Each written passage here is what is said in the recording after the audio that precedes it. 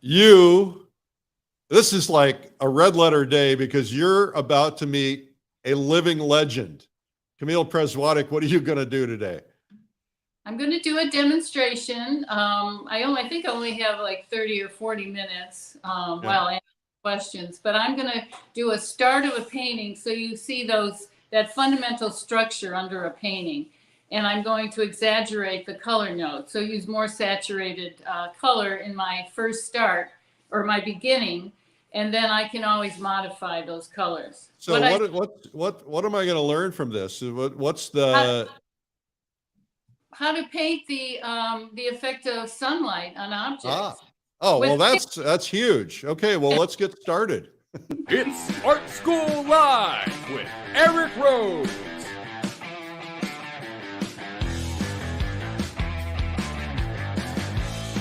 Now, here's your host, Eric Rhodes.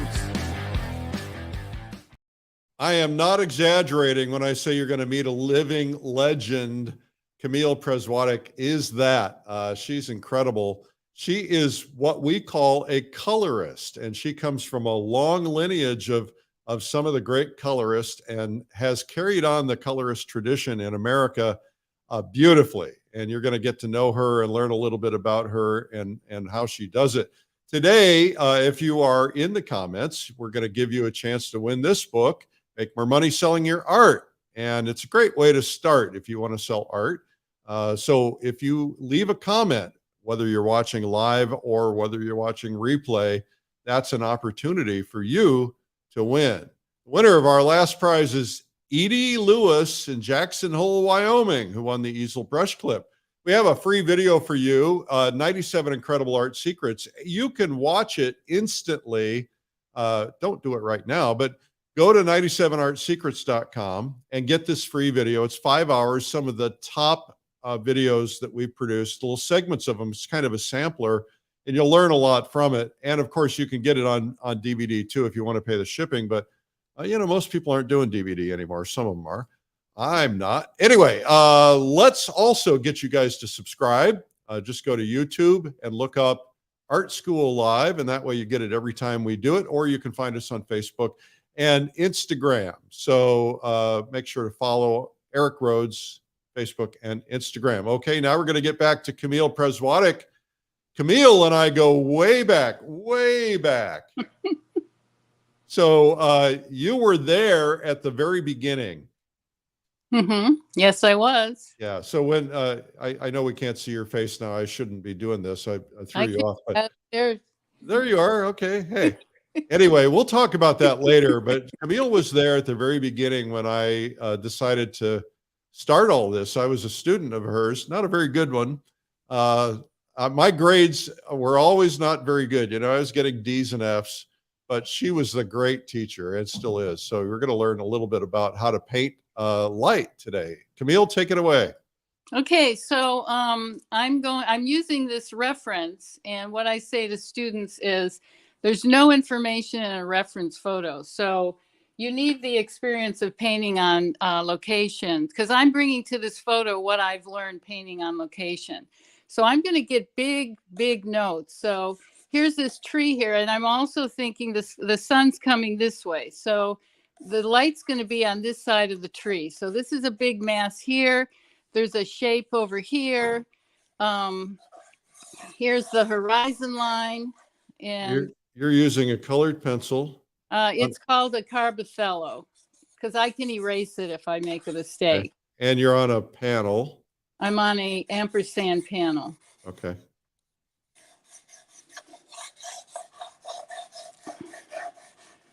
So I'm thinking about, okay, so then there's this big mass here. There's a light here. Then we've got the street coming through here.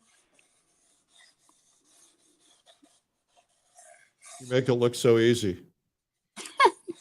It is easy. Yeah. Yeah, all it takes is painting for 40 years. Yeah, all it takes is that. Yeah. So that's about the amount of drawing that I'm going to do.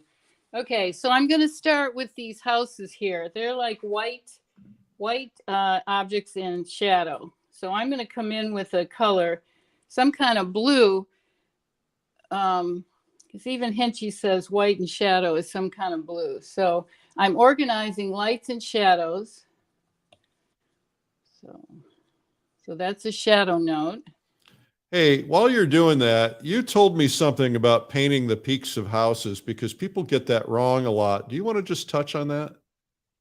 You What do know, because the getting the house so it looks right perspective wise, that's very narrow. I think a lot of us would tend to try to make that wider. I don't know, but here's the horizon line. I just want to make sure that it comes down. I mean, that's what I'm thinking about there. Yeah. Okay. Okay, so now I'm going to overcolor the roof in light.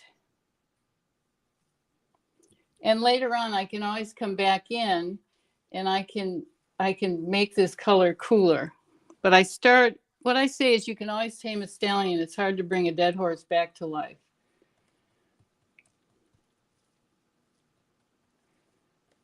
Okay, so then there's this chimney here. So it's a little bit lighter, a little bit pinker. It's too dark. I think I want to point out to everybody how Camille does a test shot, right? She touches the color to make sure it fits. And it's not like all these colors are perfect. I can always change them later on.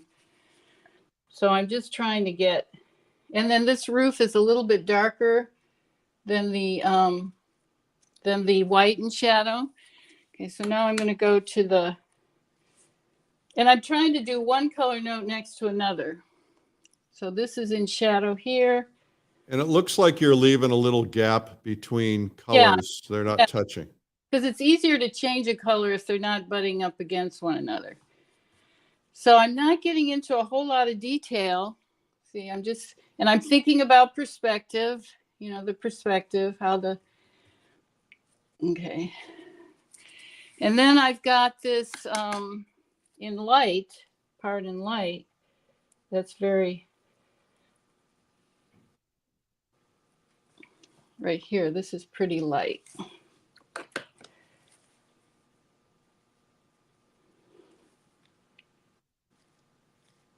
If you're painting light, use the same brush that you used for your I'm gonna tools. use the same light throughout this until I get, like, I start changing my color notes near the end. So this is the light part of that bush. Now it's a little bit darker. It's a little bit more saturated than this. And then I'm going to go to, okay. So right now I'm just organizing lights and shadows. Fun to watch you paint. Okay, and then this is good. See how dark this is? Now that's an over color that I can now add some green to, and it's going to keep that intensity. So at some point I'm going to add the local color to this. Will you explain to people what that means, local color? The local color is the actual color of the object, which is green for that. Okay, so now I'm going to go to, and then there's a little bit of light over here. So now I'm going to go to the street. That's a kind of it's darker. It's got a little bit of lavender in it. And it's pretty dark.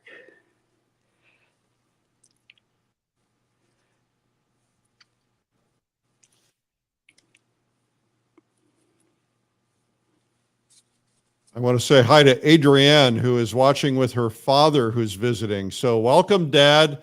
Now you're going to have to watch every day. You'll get addicted, especially watching Camille. So as it goes into the bushes over there, there's a color change here. And then I'm looking at this to that color. It's a little bit cooler, but it's in light.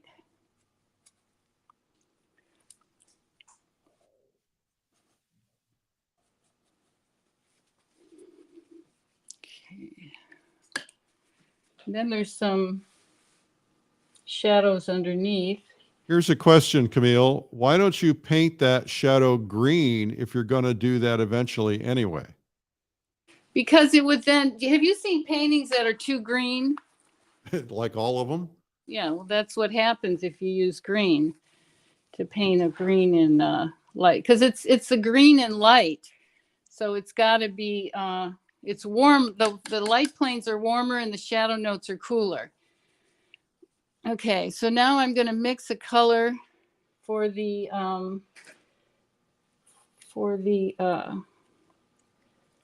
sidewalk or the lane here. This is going to be a little bit, maybe a little bit pinker. And like I say, it's not perfect. I'm just trying to quickly, especially when I'm on location, I just try to cover quickly because I can always go back and modify. Martha asks, do you always paint in the local color? This isn't the local color is green. So this really isn't the local color. I don't Okay. All right. I don't understand the question. Okay. Maybe I read it wrong. Let's see here. From Harvey, who says, I spent 2 years at the Cape Cod School of Art, where this technique originated with Henchy and Hawthorne. He's from Ontario, Harvey Walker. Yeah. And that's where you learned it. Yeah. Yeah. My husband and I both studied with Henry for quite a while. My Dale, say hi, Dale. Hi, Dale. Jeez. He studied longer than I did. He's the one that introduced me to Henchy. Question, why lavender rather than bluish on the road shadow?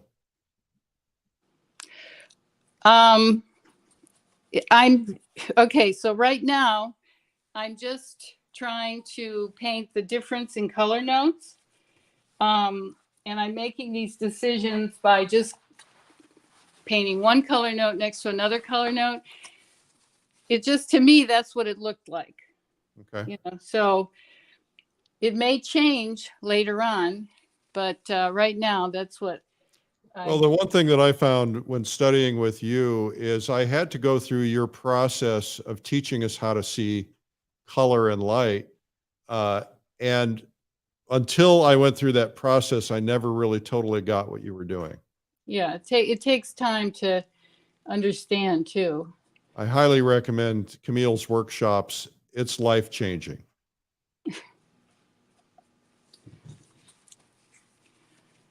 Camille's thinking, if only you had paid attention, Eric.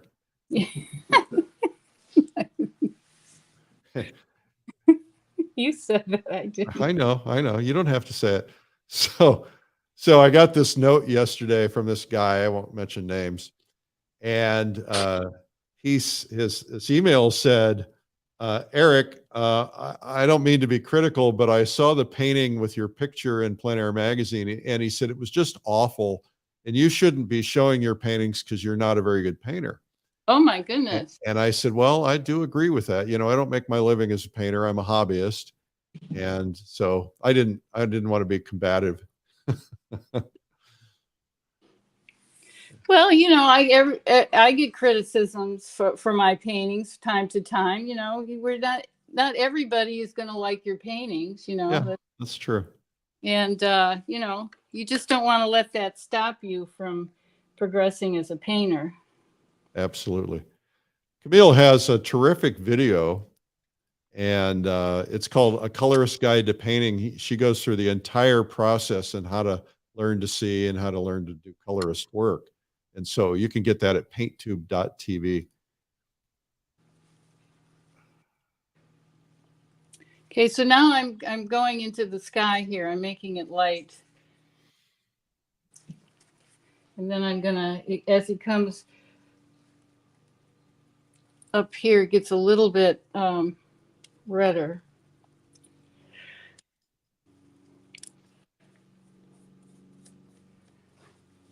This is a great example of the only thing you're following from the photo is a little bit of the composition. Mm-hmm. Everything else is your own, which is really wonderful. Okay, so when I start, it looks pretty crazy. And as I develop, and I'm going to have to clean my palette here, so I'm running into colors. So I'm going to scrape and clean my palette. And then now I'm going to go back in and kind of modify some of these colors.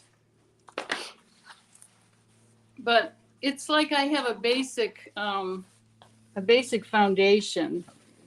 And I kind of like the craziness of my starts. It lends itself to, I mean, I can then tame a start if it's pretty crazy. So, Hey, Dale, can you just take a quick shot down at her palette? Everybody's saying, can we see her palette for a minute? Yeah, sure. Thank you. Sorry to be inconvenient. Oh, you've got your handy dandy cool little thing. You probably ought to talk about that real quick. yeah, this is our Paint Saver palette. And what happens with this, it goes into a housing. It clips on. It's metal. It clips on. And then it goes into here, goes into the plastic box, and I put my paints in the freezer so they last longer. So it's really, you really do save money. Okay, so now I'm gonna keep working on this. So when you put paint, when you're using your Paint Saver palette, you don't dip your brush right into it. You take palette knife and put it out on the palette so you're not polluting it, or do you dip your No, brush I into it? mix right into it. You do. Okay. I dip right into it. Okay, so now I'm gonna go back in and I'm gonna start adding the local color to this. Would you explain what the term local color means? It's the actual color, like the green. Green is a local color of this bush here. So now I can come in and I can modify this so it gets closer to the actual color. And I've added some orange into this.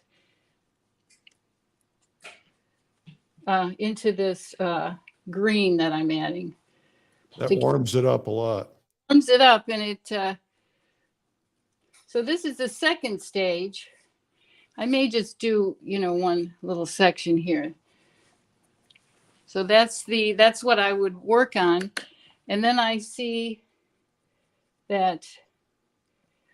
So that alizarin crimson underneath there kind of shows through and helps support the balance in that green. Is that why you did that?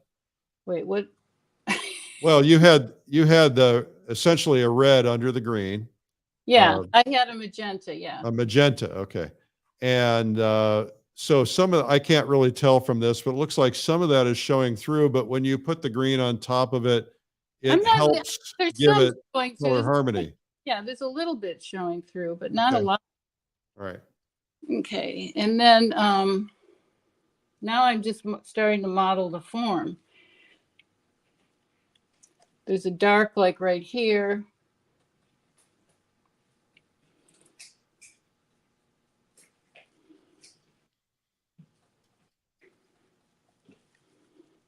And there's a dark over here. If you guys are enjoying this, make sure to hit the like button or pass it on, share it to other people.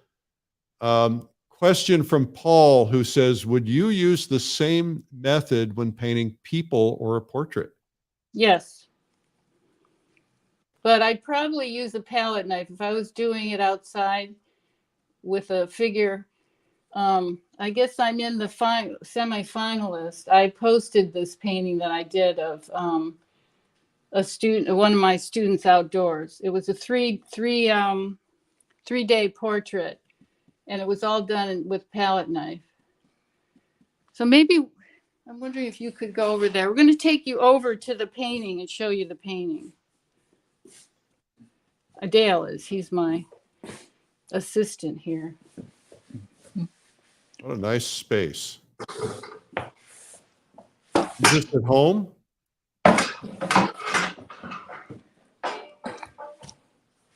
So that was done with a palette knife.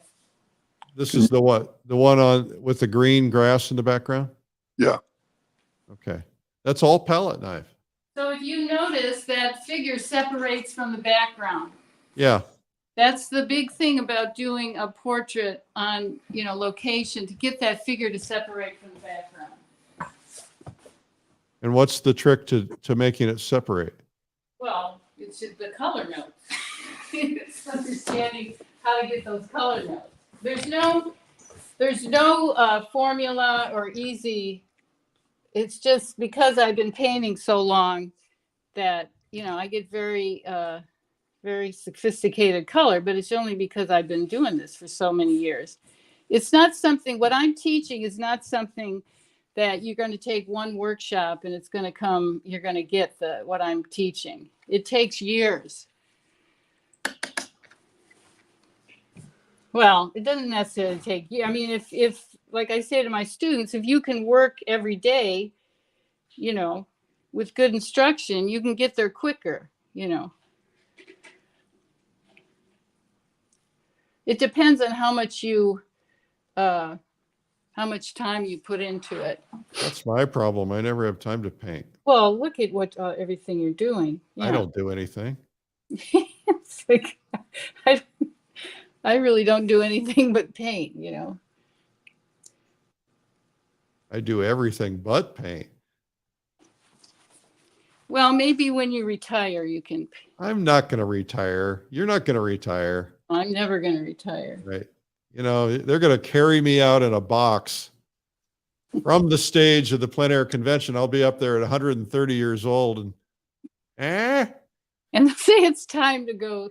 It's time to go. I'm already getting those signals from my team. They're like, okay, Eric, it's time let us take over. Let us run things.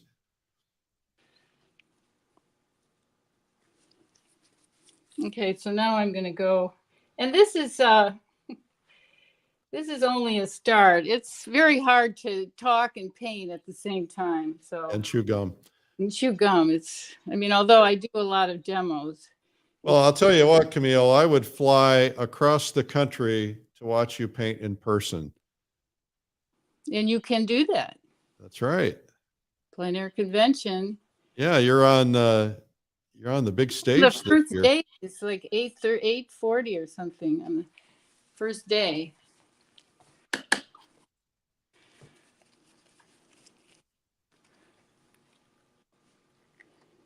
Somebody said, not retiring when you're an artist. This is love, not work.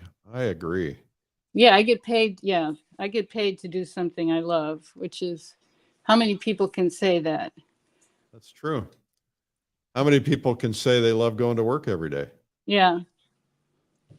Well, I was a legal secretary for years, so I paid my dues.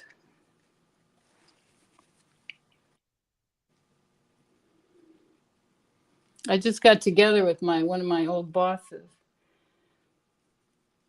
Well, that's neat. He tried to hire you back? Well, he didn't want to be an attorney. I didn't want to be a secretary, so we got along great. I had an employee who came and interviewed for a job, and she was working as an attorney, making an ungodly amount of money. And she had gone to law school, gone through everything, and she hated it. So she came, she said she wanted to be an editor. So we hired her as an editor at a fraction of what we couldn't pay her what she was making. Mm-hmm. She said she was the happiest she'd ever been.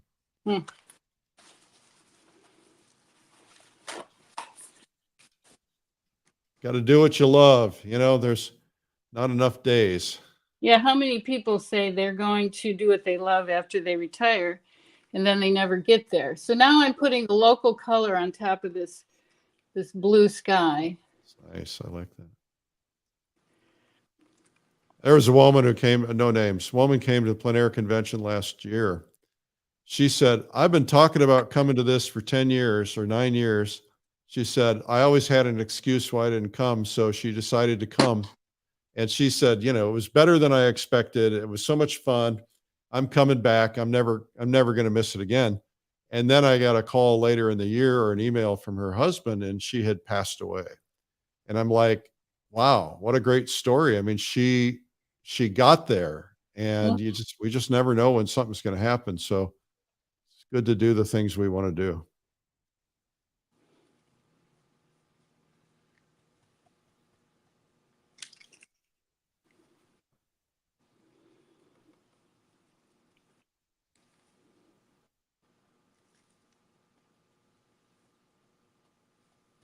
So when I'm putting this on, I'm thinking, is that, it might have to be lighter. So Carlson talks about painting angled surfaces that are angled to the sun. And I think roofs are really a hard subject for people to figure out. You have any tips? Right now, the only tip I have is make sure that you put it in the sunlight. I think my tendency is to want to make them too bright. Well, everything is related. When I put a color down or when I change a color, everything has to change. It's all related.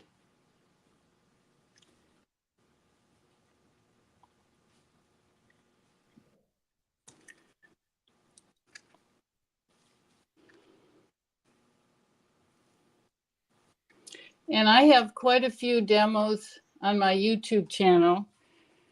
Every Monday, I usually photograph, or I usually videotape, or whatever you do now with my iPhone, every Monday. So you can see these my demos on my YouTube channel.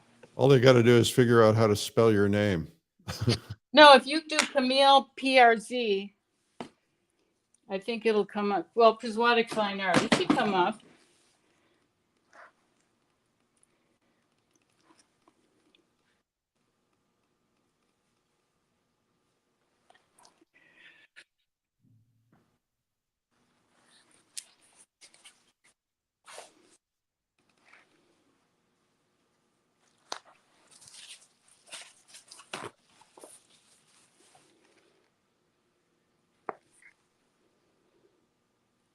I'm going to make that a little less yellow.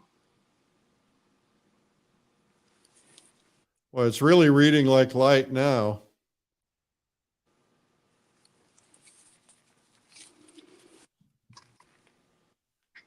This is fun to watch. Well, like I said, it's hard to talk.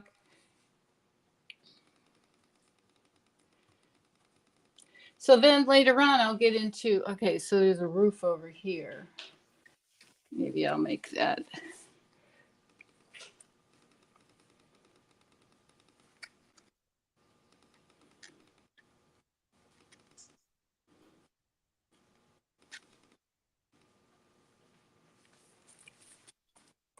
And then if I need to change a color, I can, if I don't like that, I can scrape it with my palette knife and then go back in.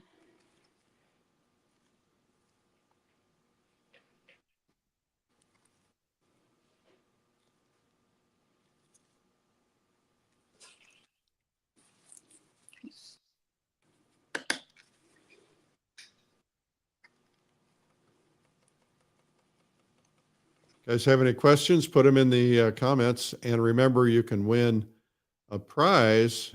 We pick from the comments every day. And today's prize is, can't remember what it is. It's Oh, my book. Yeah, of course I would forget that. I'm writing a new one. I've learned so much since I wrote that. In your spare time. Yeah, well, I've got a lot of it done actually. So, but I was hoping to get it done for the plein air convention, but no, that's not happening.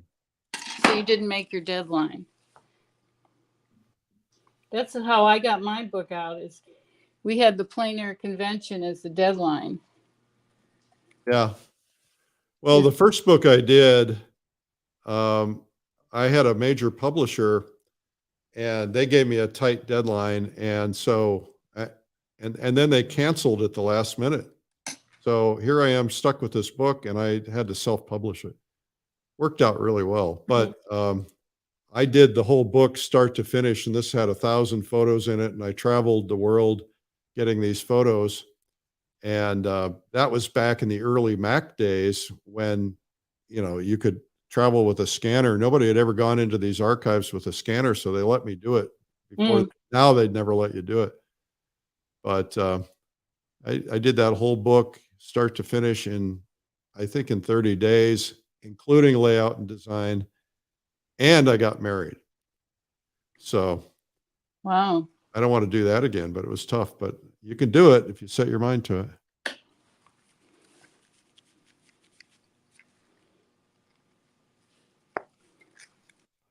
Question from Cynthia says, how do you determine your base colors that you're starting with? Well, it's just, I have been doing this for so long that what I'd like to say is what I'm doing is I'm juggling. When I'm painting, I'm juggling. So I'm relating one color node next to another, and the reason I can have accurate color because I've been doing this so long. So you've got to start with the doing the study. We start with colored blocks, simple color. Eric knows about these simple colored blocks. And so if you tackle that problem and you're successful there, then you can go to a more complicated subject matter. So we take students from, simple things to more complicated things. Yeah, I remember we started with colored blocks, and then I think we went to a teacup or something. Yeah, you go to round objects, you go from blocks, so you can see the various the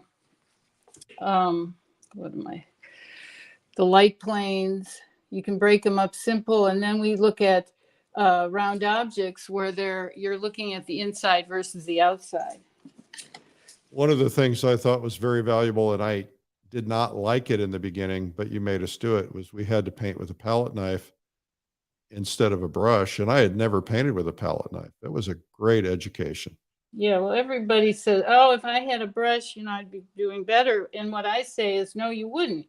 You'd be maybe doing what you get better color. We get better color with a palette knife. Yeah. And you'd have the temptation of blending everything. And I like to take people out of their comfort zone because then they won't resort to their old habits.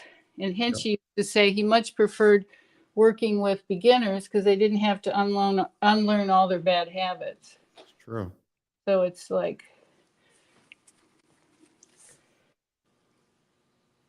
I want to put you in an uncomfortable place so you're learning something new.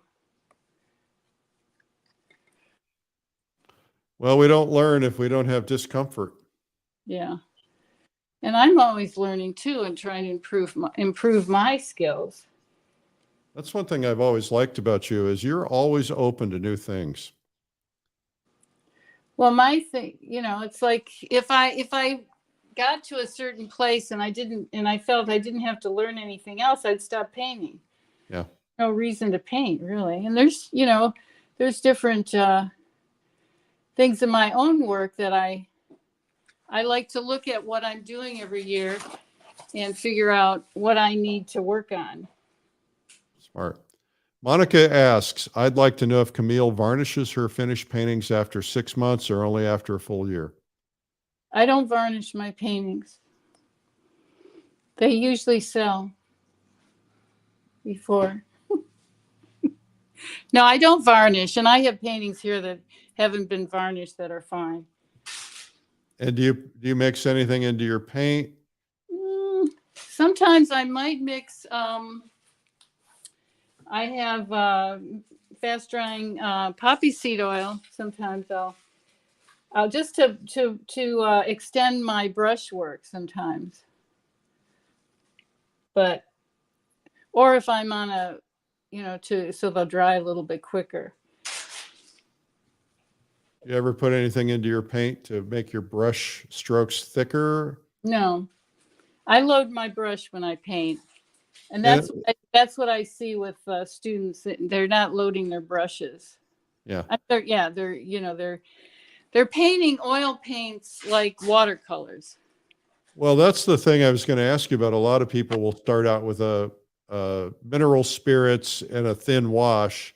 It looked like you just went right in with fully No. loaded paint. Yeah, no, because I can come in and make the changes because I'm loading my brush.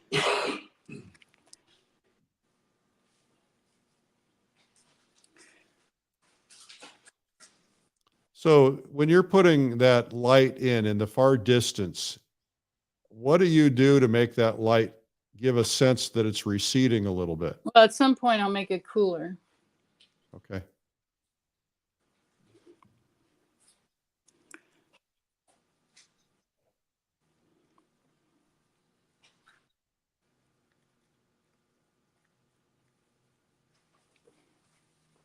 Well, that's looking good.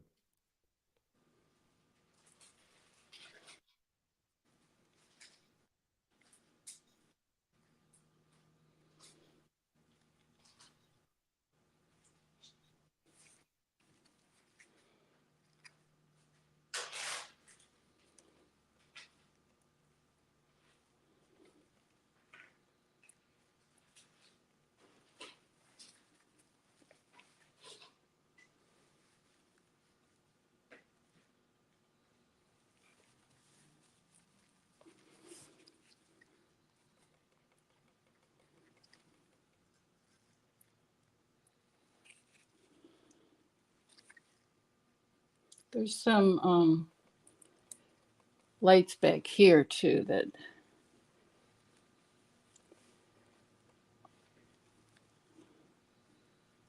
So now I'm just looking and seeing what I can change or.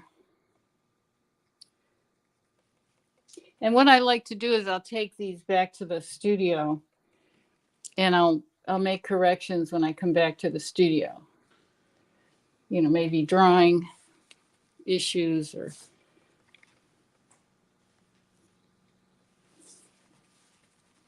How are we doing with time? We're doing fine with time. You're way ahead. You're doing well.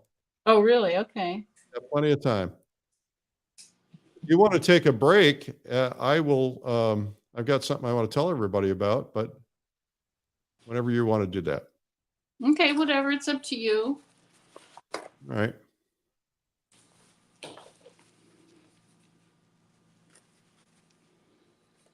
What are you going to tell? I'm just kind of going along for the ride. Okay. You're going along. So now I'm just kind of making these back colors so they stay back there. So I have a question of something you just did. You have that dark around that little square at the back.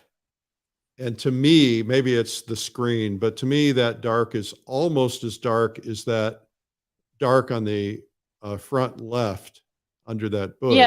Yeah. So it needs And to cool down. And so how do you make darks recede? I mean, would you make that, are you going to lighten that? Well, right now I'm making it cooler. But I wanted you to go back there. I needed to get you had to pull me back. I agree. Yeah. Okay. So you just cooled it down. That makes a huge difference. I might change this, and make this a little bit actually warmer here. Because worms come forward. Yeah, worms come forward, but I've also seen where all these rules, I try not to paint. I've put really warm colors in the background and they've receded. So what I try to do is not think about it theoretically. I try to relate to what's in front of me. And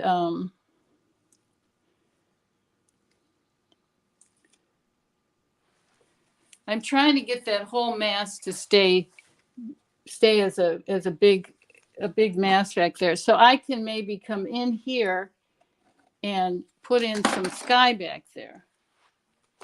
See how I can scrape the.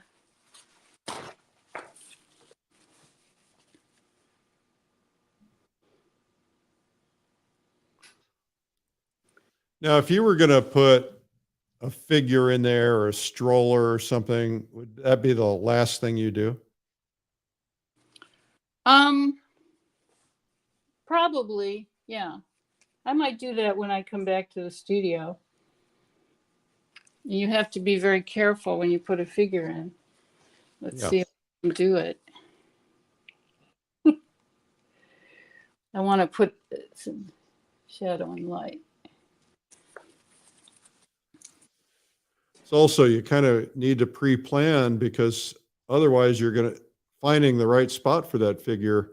You've got a lot of stuff that's busy that would get in the way. Oh, you're putting it right in the middle. Okay.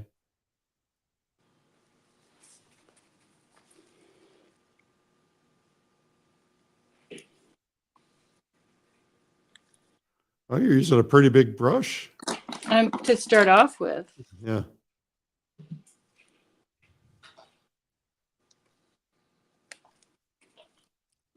Nice.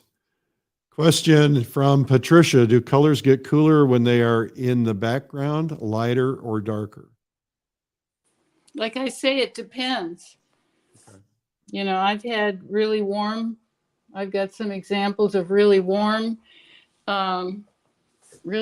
colors staying back. It depends on everything. See, any rule like that is, I think, doesn't allow you to see to grow, to learn. You know, then all your paintings start looking alike. Yeah. I was in Russia. I was talking to one of the Russian masters and I asked him what he thought the rules of painting are. He said, there are no rules. Well, that's what Hinchy would say. Yeah. There are no rules. Then he would say, okay, well, here's a rule. Oh, there are no formulas. He would say there are no formulas. And then he'd say, okay, well, here's a formula for you. Because he would say, you know, it's really a perceptual growth that you know, with this way of painting. That's why, you know, I say to students, you're not going to get everything right away, and that's the biggest frustration for my students, because they want to come in, they want to get some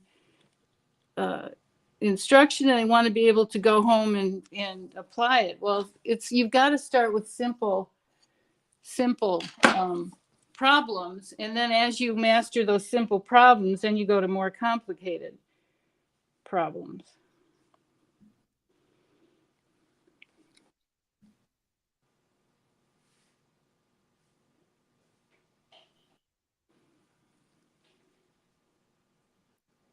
So talk to me about transitions between shadow and light.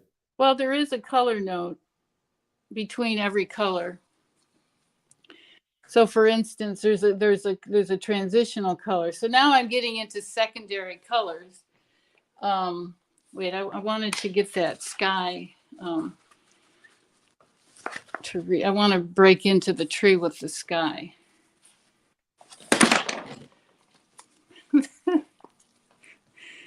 I recommend people should try to do demos, try to talk and paint, and they will be able to relate to how difficult that is. Oh, it is difficult. I tried to do it the other day I had a broadcast we did an outdoor paint out and I I did a little bit of a demo along with some other people and it's like, this is hard.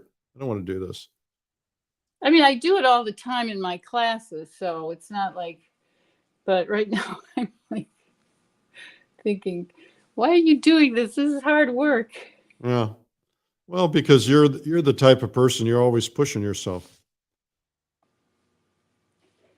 Well, I like to share, you know, what I'm doing. So, Well, and I think, you know, it's really important that you do because, you know, you have really been responsible for keeping colorism alive. I mean, there are other painters who do it, but most of them don't teach much. Maybe they do. mhm. And you've done a fabulous job of keeping people interested in that. Well, you know what, I felt that if I didn't pass it on, I wasn't going to grow. So, because you really do learn a lot when you teach. So I do try to have my students, you know, as they learn, to try to pass on what I'm teaching them so that they'll get better.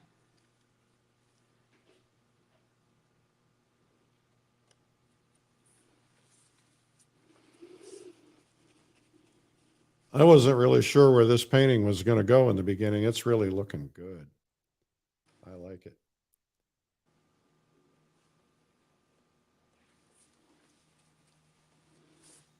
So what are you going to do on stage at the plein air convention? I'm painting from a photo. I will, I'm not going to release it yet, but yeah, I'm going to be painting from a photo. All right. And I also am going to have a,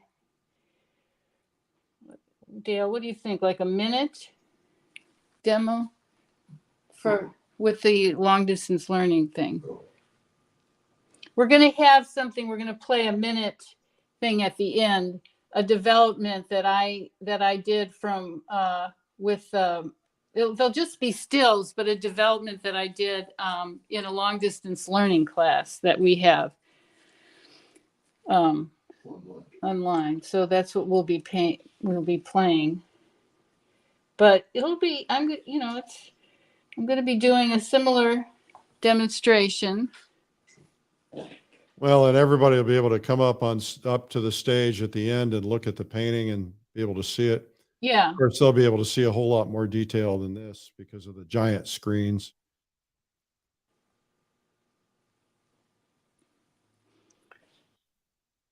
All right, I'm going to do this, Camille. I'm going to take a quick break. I'm going to give you a chance to take a breath, get a drink of water. Okay.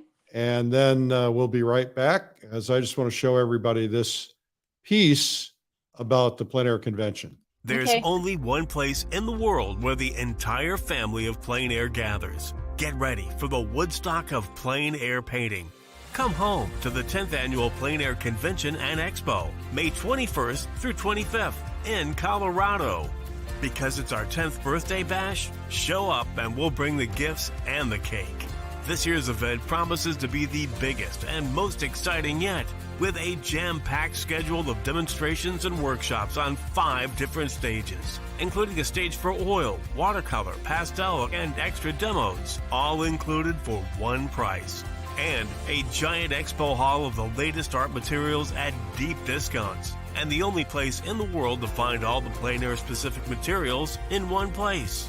Plus, a faculty and attendee art show and daily paintouts with over 1,000 of your closest friends. 5 days focused on the plein air lifestyle and a few surprises. You'll have the opportunity to learn from the best of the best, meet them, and even buy them a drink. We've spared no expense to bring the finest plein air painters alive today, including Lori Putnam, Alvaro Castanet, Steve Curry, Don Demers, Michelle Dunaway, Albert Handel, Jane Hunt, Daniel Sprick, Camille Przewodek, Jim Woodard, and a total of 80 top instructors. And when we go outside, they'll be there to help you.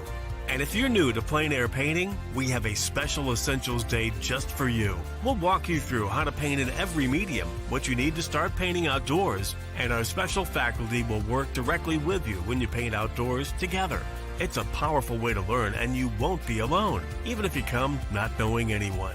Plus, if you're new and never been before, our orientation puts people together, so you never have to be alone. Join us as we celebrate our 10th anniversary with celebrity guest Jane Seymour. VIP ticket holders will not only receive upfront seating and access to a special VIP lounge, you'll also enjoy a meet and greet with her, plus a chance to get their picture taken with this multiple Emmy and Golden Globe winner, who has a genuine love of art. How cool is that? So if you're serious about improving your skills as an artist, reconnecting with old friends or making new ones, and then having the time of your life while making memories that will last a lifetime, the 10th Annual Plein Air Convention and Expo is the event for you. Don't wait. Register today and experience the ultimate in plein air instruction in colorful Colorado. Grab your ticket today before we're sold out at pleinairconvention.com.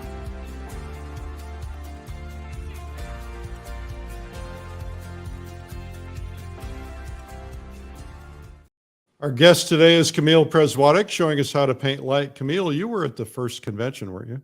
I went to, I think practically all of them. I think I didn't go to last year's, but I went to a lot of them. Well, most of them. Yeah, the first one definitely was in Las Vegas. yeah, no, I remember that. Yeah. Everybody said, why would you do this in Las Vegas?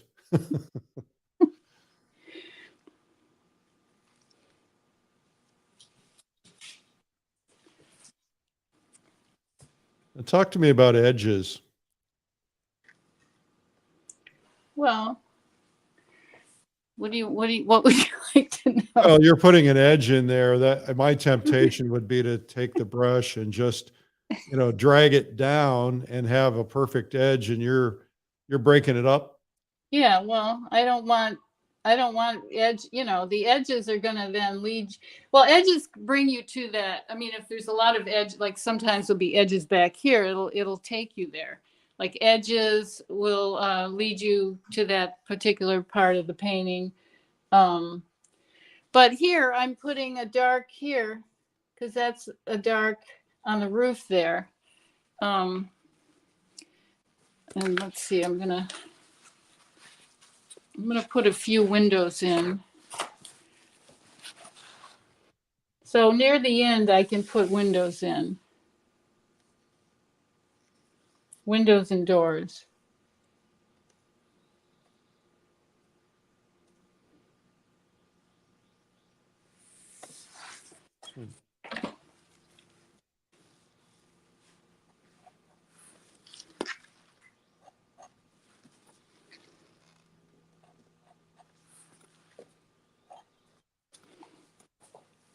But also you don't want those to be too much detail either, Just want to indicate. You want to indicate, right?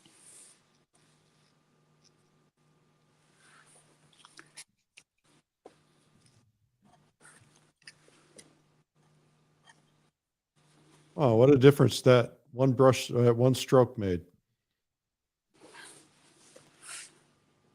What a difference a stroke makes. Yeah. Sounds like a song. I know. I was going to say, I'm going to break out in song here. Nobody will ever come back to the show if you do that.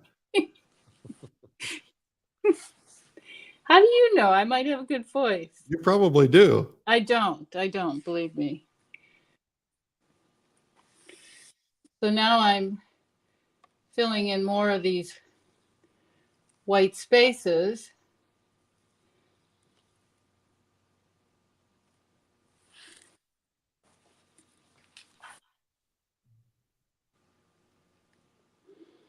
So this is kind of getting into the detail.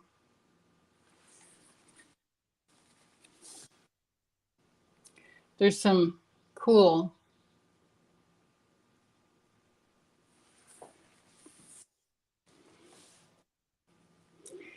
The other thing is, like when I'm teaching, I tell people you can put in little details here and there, but if you're repeating the same detail all over the place, then it no longer is important. What I see is people, when they paint flowers, I call it dabby doos. They come in and they go do. And then I'm thinking, really look at, if you cannot improve on nature, then just copy nature. What I find is a lot of the times, nature is far more interesting than how my students paint it. Well, all those little dabby doos just distract you. Yeah, you want selective. Hello, New Zealand. Thank you for tuning in. Oh.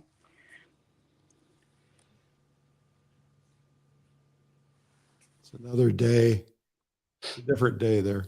Yeah, well, I was going to say, what is it?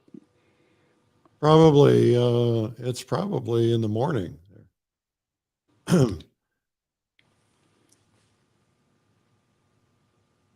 right, so we need to wrap up here. Give it another 1 minute. Oh, 1 minute. Yeah. Uh-oh. Well, you've done a lot. You don't have to finish it. No, I know. This is not a finished painting.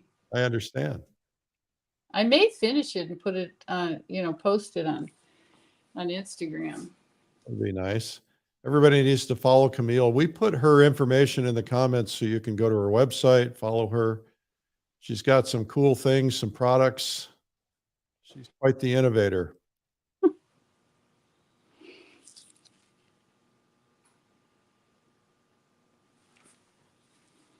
What I started to say earlier in the beginning of the broadcast is that I was studying with Camille when I had this idea about doing Plein Air Magazine, and we sat down on top of a barrel or something and talked about it one day, and everybody else was discouraging, but she was like, yeah, do it. Go for it. Yeah, I thought it was a great idea. Yeah, well, didn't work out in the beginning, but we made it work. Yeah. Well, you have stick-to-itiveness, which is what it takes. Yeah. Like if it doesn't work, you don't give up on the idea. You maybe change the way you do things. And that's what I say to students. Let's say you have an open studio and you don't sell work, that first open studio, and you have a good product, you have good paintings. Don't change your paintings. Just build your mailing list. It's like eventually Eric, you have to grow that. Yeah. Well, you're one of the best marketers I know. I learned a lot about marketing from you. All right. You got to put the brush down, Camille. Okay. Come back on camera real quick because we got to wrap up before we get cut off. Okay. All right. All right. Nice job. Congratulations. Thank you for that. Well, Camille, thanks for doing it. We'll see you at the Plein Air Convention. You inspired us all today. You guys make sure you give likes and shares and comments. Camille, thanks again. Oh, thank you, Eric. See you at Bye. Bye. Okay.